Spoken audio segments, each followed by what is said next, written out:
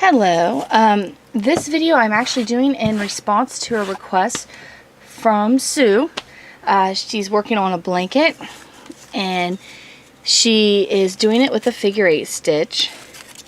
She's at the end of the blanket and she doesn't want to use one of the cast-offs where you have to wrap the yarn around the project 3 times because it's a very large blanket and that's just a lot of work. So I've made up a bunch of swatches here. Swatches? How are you supposed to say that? Of just the figure-8 stitch, and each one has a different cast off. So I'm going to go over these. I'll start with, this is one. This is what it looks like if you do the sewn cast off or the mattress finish cast off. It gives you the stretchiest ending. I'm going to stretch that back. But this is one where you do have to wrap the yarn around 3 times. Now, to learn how to do the mattress finish or the sewn cast off, just click right up there, right there, and it will redirect you to a video showing you how to do this specific cast off. Now that's the stretchiest. Next one, it's another very stretchy one, but again, it is one that you do wrap. This is the super stretchy cast off or bind off. Some call them cast off, some call them bind offs. But as you can see, this one will stretch right with your blanket. Oh, right up here. Video to learn how to do the super stretchy cast off for the figure-8 stitch. Now this one, it's actually really stretchy, and this one you do not wrap. This is the double crochet or chain 1 cast off. Now I, of course, up here to learn how to do this. But I'm going to talk a bit about my process I had to go through to figure these out. Some of these cast offs I have never done. I had like 3 cast offs that I really did. You know, they worked for my projects. And I just kind of left it at that. But I'm so glad Sue requested this video because now I've learned like 5 new cast off that I had never done before. And this is one of them. This is the double crochet or the chain 1 cast off. Now some of these, the names you might be like, hey, I know that's a different cast off. If you have another name for these cast offs, let me know because I researched through books and videos and it took a long time to figure these out. But I kept coming across cast-offs that had no names at all. And then I was finding cast-offs that had multiple names. And I found some that had contradicting names. So it's a lot of fun. So the double crochet or the chain 1 cast-off. This is actually a really good one. Sue, this might be the cast-off you may want to use for your blanket. Because as you can see, it's not going to be quite as stretchy as this bottom end. But it's very, very stretchy, and you don't have to wrap the yarn around the project 3 times and then cut. And you can see it's a fairly even one too. Okay, next we have the yarn over bind off. And of course, all these are just with the figure-8. This is your cast on side. This is the yarn over bind off. Again, this is one that you use a crochet hook with. And it's fairly tight. It's got some stretch to it. These last ones, the first 3 are really good for like blankets and things you have to have a super stretchy end on. Gloves, blankets, just different things like that. These ones are a little better for maybe scarves, things where you don't want the edge to stretch quite as much because you can actually take and finish up this edge, which I'll put a link at the end of the video of how to do that. You can finish up this edge to help match this edge. There you go. The yarn over bind off. As you can see, that one's still fairly stretchy, but not quite as stretchy as the rest. This one looks like a good cast off for, well, that would work for scarves too. Reminds me of a rag the way it is. It's not as stretchy as the rest. As I'm going down, they're getting less and less stretchy. This one is the basic board cast off or the crochet bind off. Those were the names that I found for this one.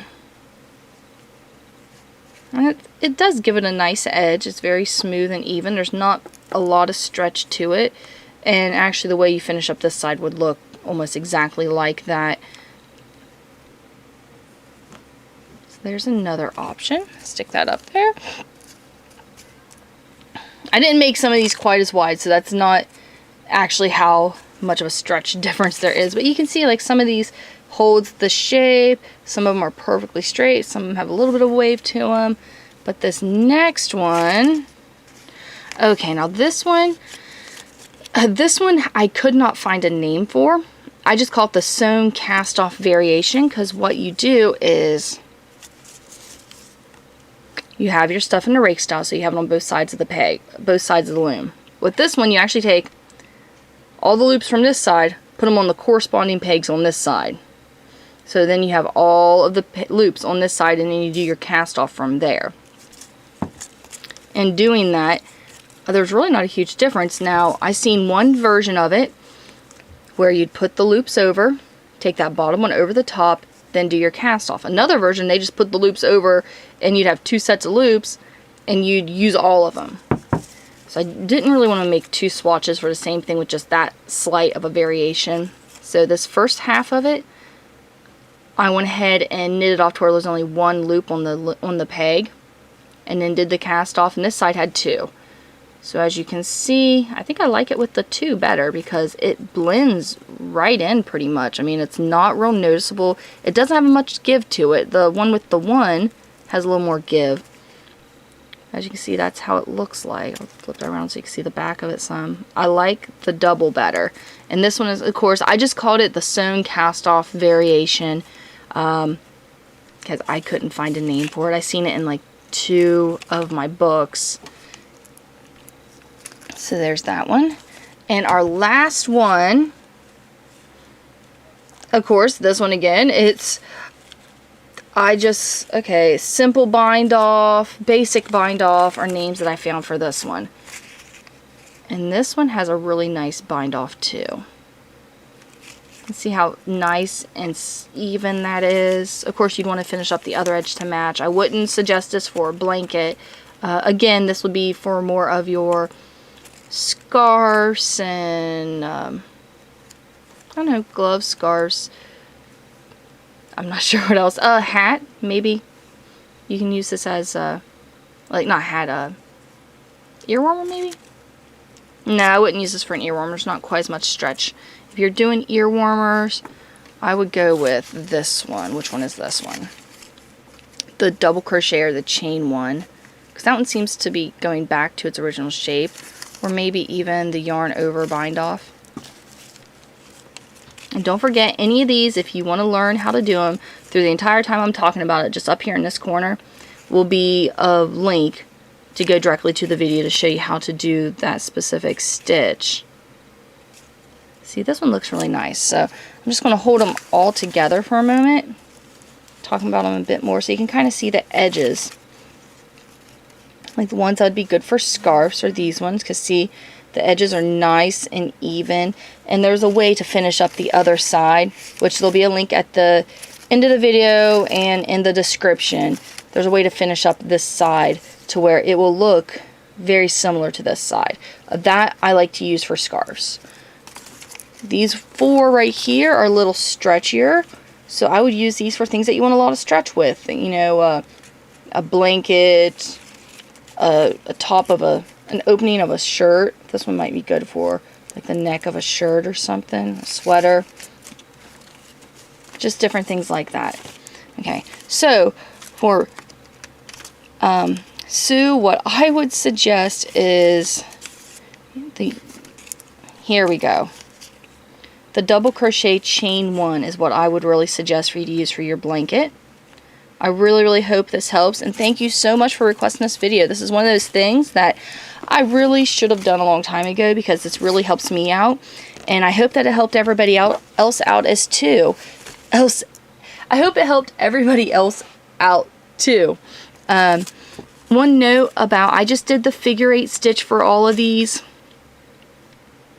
When it comes to casting off with your rake stitches, some of the stitches are ridiculous. Now, if you are doing one of the rake stitches where you're wrapping from this peg, then you're going up to this peg, and back to this peg, and down to this peg, you don't really want to do one of the cast-offs that follow each stitch. I mean, that's just going to be really, really hard. What I would suggest for projects like that is if you're doing it for, let's say, like a scarf, I would finish both ends off in, where's that? Here we go.